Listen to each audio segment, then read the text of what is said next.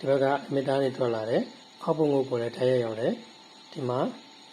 ဒီနောက်တစ်လုံး collector တွေကိုလည်းရောက်ပါတယ်နော် collector တွေကိုရောက်သွားအဲကြတော့ဆိုလာဒီနာအောက်ပုံငုတ်တစ်ခုရှိမှာပေါ့ဗျာငုတ်ကြီးပြီးတော့မှ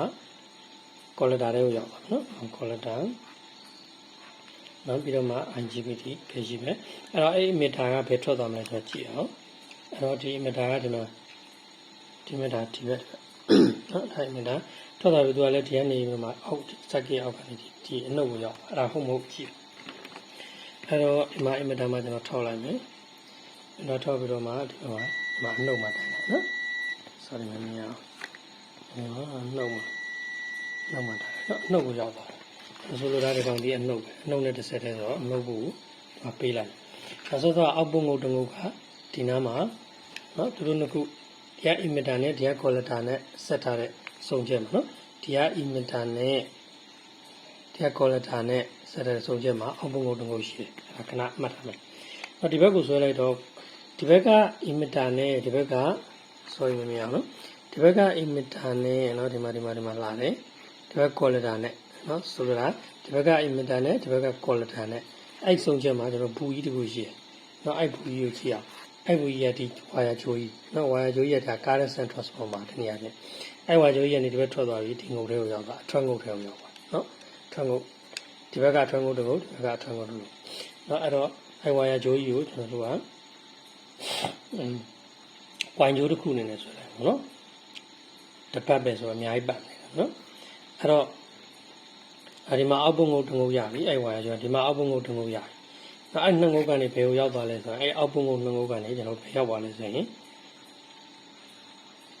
ဒါ output transformer မောင်းပေးမယ်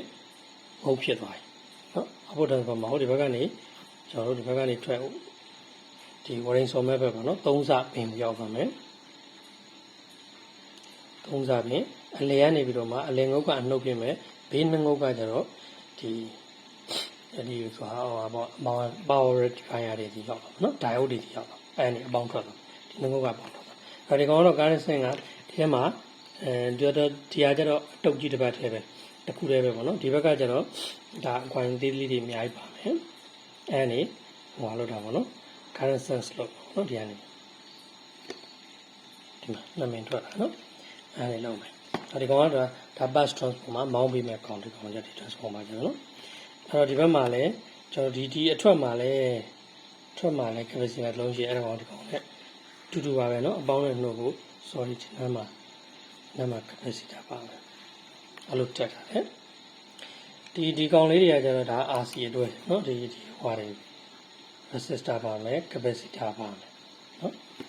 RC snap ပါလေးအဲ့တော့ဒီမှာလည်းပါမယ်လေးလုံးပါတယ်เนาะအဲ့တော့ဒီကောင်